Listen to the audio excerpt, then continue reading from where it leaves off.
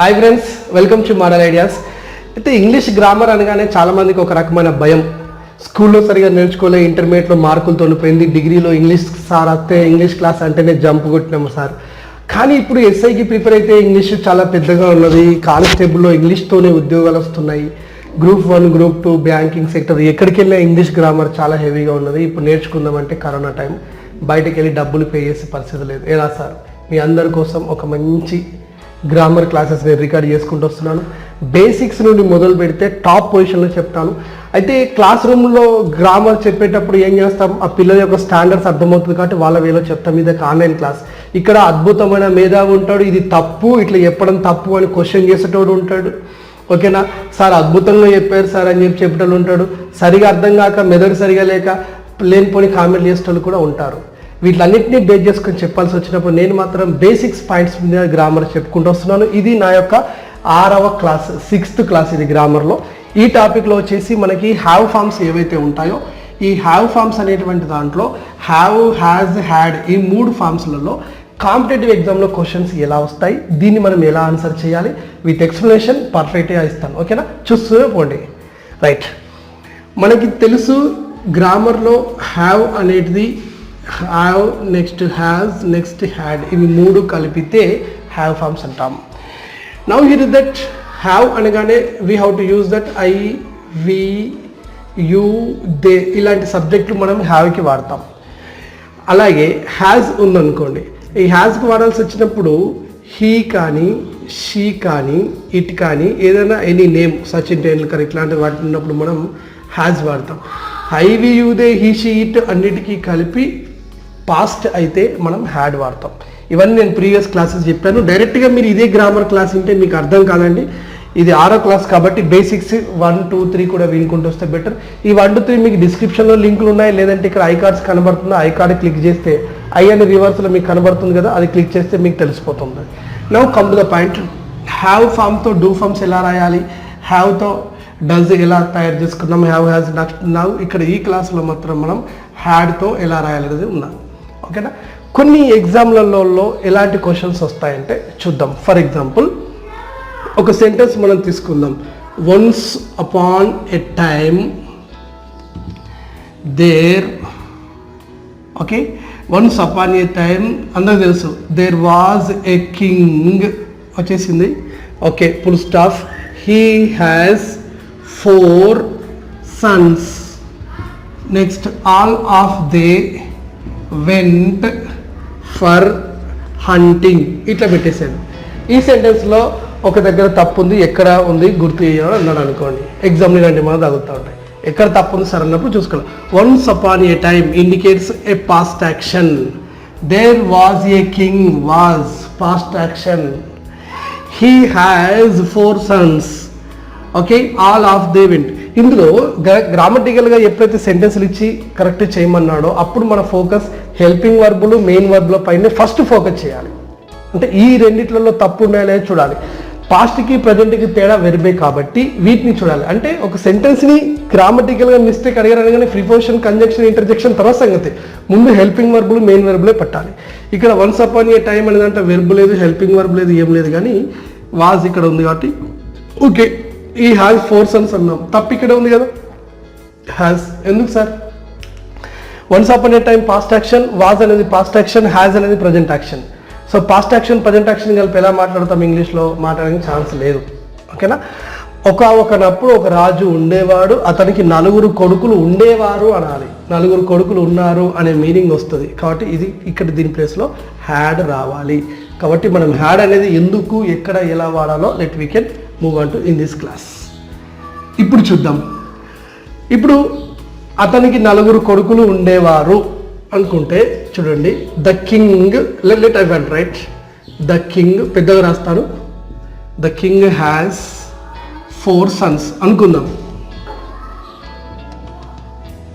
ఓకేనా, the king has 4 sons అంటే ఆ రాజుకి ఇప్పుడు 4 కొడుకులు ఉన్నారు, ఇప్పుడు ఉన్నారు. ఓకేనా, ఆ రాజుకి ఒకప్పుడు 4 కొడుకులు ఉండే అని చెప్పాల్సి వచ్చినప్పుడు ఓకేనా, ద కింగ్ హ్యాడ్ 4 sons. ఇప్పుడు ఫర్ ఎగ్జాంపుల్ ఒక రాజు ఉన్నాడండి, ఓకేనా, ఈ రాజుకి ఒకప్పుడు 4 కొడుకులు ఉండేవాళ్ళు అని అన్నాడంటే ఈ 4 కొడుకులు ఉన్నారు, యుద్ధం జరిగింది, ఈ యుద్ధంలో 4 కొడుకులు చనిపోయారు. ఓకేనా? ఇప్పుడు ఏమంటాం, ఇతన్ని చూస్తున్నటువంటి ఒక వ్యక్తి ఏమంటాడు, ఒకప్పుడు ఈ రాజుకు 4 కొడుకులు ఉండే అంటే ఇప్పుడు లేరు. కాబట్టి అప్పుడు ఏం మాట్లాడాలి, the king had 4 sons. When we use had it indicates the relation between the king and his sons in the past. గతంలో ఈ కింగ్కి వీళ్ళకు ఉన్న సంబంధాన్ని హ్యాడ్ తెలియజేస్తుంది. కాబట్టి హీ హ్యాడ్ 4 sons అంటే వాళ్ళకి ఉండేవాళ్ళు అని అర్థం. మరి ఇప్పుడు ఉన్నారనుకోండి, 4 కొడుకులు ఉన్నారు, వారితో యుద్ధం చేయడం చాలా కష్టం, 4 కొడుకులు చాలా గొప్ప వాళ్ళని మాట్లాడే సందర్భంలో ప్రజెంట్ యాక్షన్ మాట్లాడుతున్నప్పుడు the king has 4 sons, they can kill you, వాళ్ళు చంపేస్తారు నేను అని చెప్పే విధంగా has always indicate the present action, had అనేది పాస్ట్ యాక్షన్. ఇది బాగానే ఉంది సార్. మరి ఇప్పుడు మనము ఇదే క్వశ్చన్ని రేపు మనకు బ్యాంకింగ్లో ఇది ఇచ్చేసేసి ద కింగ్ హ్యాజ్ 4 sons అనే సెంటెన్స్ని ఇంటరాగేట్ క్వశ్చన్ చేయమన్నాడు అనుకోండి, అంటే దీన్ని క్వశ్చన్గా మార్చమని అనుకోండి. ద కింగ్ హ్యాజ్ 4 sons అంటే ఆ కింగ్కి 4 కొడుకులు ఉన్నారు. దీన్ని ఏమనాలి, ఆ కింగ్కి 4 కొడుకులు ఉన్నారా అని క్వశ్చన్ చేయాలనుకోండి. ఎలా చేస్తారు దీన్ని, కింద 4 ఆప్షన్ ఇచ్చి find out which one is correct అంటాడు. ఇక్కడ కూడా హ్యాడ్ అనేదాన్ని మనం చేయలేము, ఒకప్పుడు రాజుకు 4 కొడుకులు ఉండేవాళ్ళు, మరి ఉండేవాళ్ళేనా అని మనం క్వశ్చన్ చేయాలి. ఎలా అంటే మనకి we need to go on that 4 types of sentence. Interrogative అంటే సెకండ్ టైప్ సెంటెన్స్, ఇంతకుముందు చెప్పా 4 types సెంటెన్స్ ముందు వీడియోలో కంటిన్యూషన్, కాబట్టి కంటిన్యూగా చూసే వాళ్ళకి ఈజీగా అర్థమవుతుంది. కాబట్టి now come to the point. ఇప్పుడు దీన్ని మనం ముందుగా చూద్దాం. అసలు దీంట్లో ఏముంది అని అనుకున్నప్పుడు ఇంటరాగేట్ చేయాలనుకుంటే simple sentence, interrogative, negative interrogative sentence ఏదైనా సరే ఇంగ్లీష్లో ప్రతిదీ కూడా హెల్పింగ్ వర్బ్ పైన ఆధారపడి ఉంటుంది. కాబట్టి ఈ సెంటెన్స్లో హెల్పింగ్ వర్బ్ ఎక్కడ ఉందో గుర్తుపట్టాలి. The king is a subject, has is an helping verb, 4 sons అనేది మనం ఒక ఆబ్జెక్ట్ కింద తీసుకుందాం. ఇక్కడ కూడా అంతే. అంటే ఇప్పుడు దీంట్లో ఉన్నది ఏంటిది అంటే ఒక సబ్జెక్టు, ఒక హ్యాజ్, ఒక ఆబ్జెక్ట్. దీన్ని మనం ఇంటరాగేట్ చేసే స్ట్రక్చర్ ఏంటి అంటే సేమ్. ఇంటరాగేట్ చేయాలంటే హ్యాజ్ ఉంది, హ్యాజ్ ఉన్నప్పుడు ఏం వాడతాం, డస్ వాడతాం. కాబట్టి డస్ తర్వాత సబ్జెక్ట్, ఆ తర్వాత ఈ హ్యాజ్ అనేది హ్యావ్గా మారుతుంది కాబట్టి ఆబ్జెక్ట్. ఇప్పుడు ఏమవుతుంది, డస్, ఓకేనా, డస్ పెట్టుకొని సబ్జెక్ట్ అంటే the king, does the king have 4 sons అలా సెంటెన్స్ వస్తుంది. ఇక్కడ డస్ ప్లేస్లో డజే రావాలి, సబ్జెక్ట్ ప్లేస్లో ద కింగ్ రావాలి, ఇక్కడ హ్యావ్ రావాలి, ఈ తర్వాత 4 sons అనాలి. Does the king have 4 sons, ఇది దీని యొక్క ఇంటరాగేటివ్ సెంటెన్స్, కరెక్ట్గా ఇంటరాగేటివ్ సెంటెన్స్ ఇది. సార్ ఇది ఓకే సార్, ఇది ఈజీగానే అర్థమైపోయింది. మరి హ్యాడ్ ఉన్నప్పుడు ఎలా వాడాలి సార్, అస్సలు కథ ఇక్కడ ఉంటుంది. మరి హ్యాడ్ ఉన్నప్పుడు అంటే ద కింగ్ హ్యాడ్ 4 sons, అతనికి ఒకప్పుడు 4 కొడుకులు ఉండే, అతనికి ఒకప్పుడు 4 కొడుకులు ఉండేనా.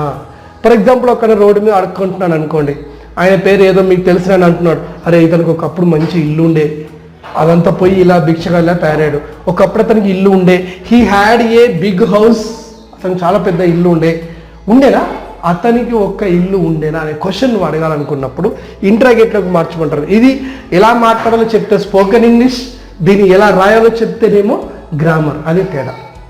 కాబట్టి ఇప్పుడు మనం హ్యాడ్తో సెంటెన్స్ ఎలా ఫ్రేమ్ చేయాలి అనుకున్నప్పుడు మళ్ళీ మనకు 4 types ఆఫ్ సెంటెన్స్ ఉంటాయండి. నెంబర్ 1 సింపుల్ సెంటెన్స్లు వచ్చేసి subject, had, object.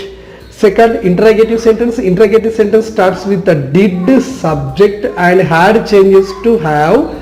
Next question mark and interrogative marks. Next third one is that subject did not, okay, subject did not and have and object.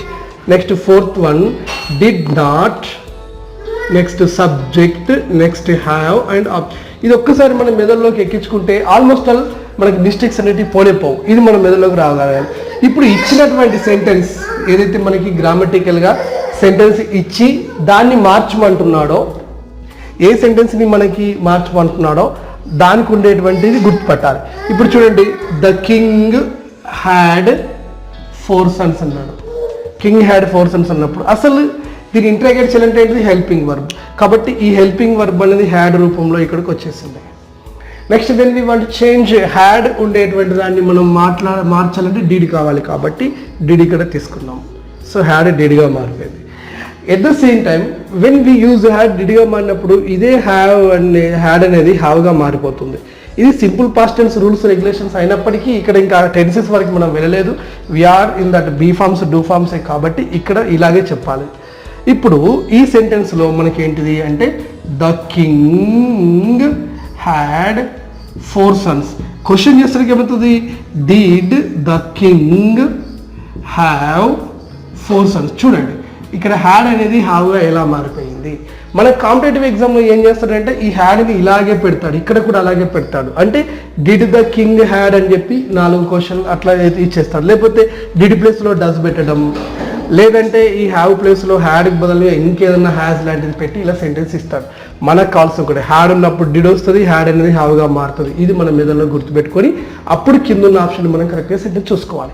Negative sentence అనుకోండి, the king had 4 sons, FOUR 4 sons అనుకోండి. ఆ కింగ్కి 4 కొడుకులు ఉండేవాళ్ళు కాదు. Negative చెప్పాల్సి వచ్చినప్పుడు the king did not have 4 sons. See, the king did not. So here we have to use did not కంపల్సరీగా రావాల్సిందే. వచ్చిందా మళ్ళీ హ్యాడ్ అనేది ఇక్కడ. కానీ వాడు ఏమి ఇస్తాడు మనకి ఎగ్జామ్ అంటే the king had not 4 sons అని ఇస్తాడు. హ్యాడ్కి నాట్ యాడ్ చేస్తాడు. ఎప్పుడు కూడా హ్యాడ్ నాట్ ఉండదండి. హ్యాడ్ నాట్ ఉండాలంటే దీని పక్కన V3 రావాలి. ఇంకా మనం మెయిన్ వెర్బ్లోకి పోలేదు, బేసిక్స్ నేర్చుకుంటున్నాం కాబట్టి. ఇక్కడ కూడా ఇంట్రాగేటివ్ నెగటివ్ ఇవ్వాల్సి వస్తే did not the king have అనేది వస్తుంది. లేదంటే ఇంకా కొద్దిమంది ఇలా కూడా రాస్తుంటారు, దీన్నే డిడ్ సబ్జెక్ట్ నాట్ అని కూడా రాస్తారు. So did the king not have అని. ఏది ఏమైనా మీకు గుర్తుపెట్టుకోవాల్సింది హ్యాడ్ అనేది డిడ్గా మారినప్పుడు హ్యావ్ ఇట్లా వస్తుంది. ఇది గుర్తుపెట్టుకుంటే ఒక టెట్ ఎగ్జామ్ మీరు రాసిన సీటెట్ రాయండి, డిఎస్సి రాయండి, జూనియర్ లెక్చర్ పోస్ట్ రాయండి, గురుకుల రాయండి, మోడల్ స్కూల్స్ రాయండి, లేదు ఇంకా మీరు ఏ చిన్న ఉద్యోగం పై వరకు ఉద్యోగం ఏది రాసినా బీ ఫార్మ్స్ తర్వాత హ్యావ్ ఫార్మ్స్ నుండి కంపల్సరీగా 2-3 క్వశ్చన్లు ఖచ్చితంగా ఉంటాయి. ఈ క్వశ్చన్స్కి ఇవే ఆన్సర్లు, మర్చిపోవద్దు, మిస్ చేయొద్దు. ఇప్పుడు ఒక్కొక్కసారి కన్ఫ్యూజ్ చేసే క్వశ్చన్స్ ఏ రకంగా ఇస్తాడు. ఈ కన్ఫ్యూజ్ చేసే క్వశ్చన్స్ బ్యాంకింగ్లో ఎక్కువగా తగులుతూ ఉంటాయి. ఓకేనా, ఆర్ఆర్బి ఇలాంటి దాంట్లో కూడా తగులుతూ ఉంటాయి. ఎలా కన్ఫ్యూజ్ అంటే చూడండి, సపోజ్ ఒక సెంటెన్స్ ఇలా ఉందనుకోండి, రాము హ్యాడ్ ఓకేనా a big house. Ramu had a big house. Next Ramu had bought a big house. ఇప్పుడు దీన్ని ఇంటరాగేట్ చేస్తే సెంటెన్స్ ఎలా వస్తుంది, దీన్ని ఇంటరాగేట్ చేస్తే సెంటెన్స్ ఎలా వస్తుంది. కన్ఫ్యూజ్ ఇస్తాడు. ఎలా అంటే ఇలాంటి సందర్భాలలో మనము సెంటెన్స్ని బాగా చూడాలి. దానికి దీనికి తేడా స్లైడ్ డిఫరెన్సెస్, కానీ ఆన్సర్లు అయితే చాలా లాంగ్కి వెళ్తాయి. See both of these sentence has the subject as రాము.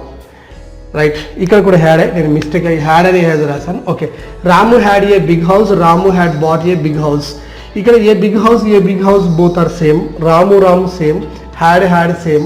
ఒకటి అడిషనల్గా సెకండ్ సెంటెన్స్లో వచ్చింది ఏంటంటే bat.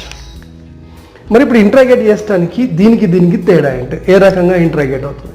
So when we want say that here that then you have to see the function of the had. ఇక్కడ ఇచ్చినటువంటి హ్యాడ్ యొక్క ఫంక్షన్ ఏంటో నువ్వు గుర్తుపెట్టుకోవాలి. ఇప్పుడు ఇక్కడ ఈ సెంటెన్స్లో రామ్ అనేది సబ్జెక్ట్ పొజిషన్లో ఉండి, హ్యాడ్ అనేది హెల్పింగ్ వర్బ్ పొజిషన్లో ఉండి, ఇది ఆబ్జెక్ట్ పొజిషన్లో ఉన్నది. అంటే హెల్పింగ్ వర్బ్ పొజిషనే, కాకపోతే మెయిన్ వర్బ్ లాగా పనిచేస్తుంది. ఇక్కడ ఎందుకు మెయిన్ వర్బ్ లాగా పనిచేస్తుంది అంటే ఇక్కడ చూద్దాం. రాము హ్యాడ్ బాట్ ఏ హౌస్ అని ఇక్కడ నేను సెంటెన్స్ రాశాను. ఓకేనా, రైట్. రాము హ్యాడ్ బాట్ అన్నప్పుడు దీని యొక్క సెంటెన్స్ యొక్క మెయిన్ మీనింగ్ అంతా దీని మీద ఆధారపడి ఉంటుంది. రాము ఏం చేశాడు, కొన్నాడు. ఏంటి, పెద్ద ఇల్లును కొన్నాడు. ఒకప్పుడు రాము ఇల్లును కొన్నాడు, ఒకప్పుడు రాముకు ఇల్లు ఉండేది. ఓకేనా, పెద్ద ఇల్లు ఉండేది, పెద్ద ఇల్లు కొన్నాడు అని వస్తుంది.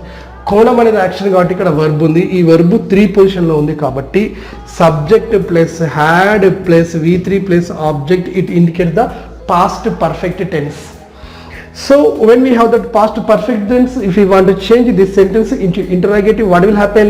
The helping verbs will come before the subject, then it becomes interrogative sentence.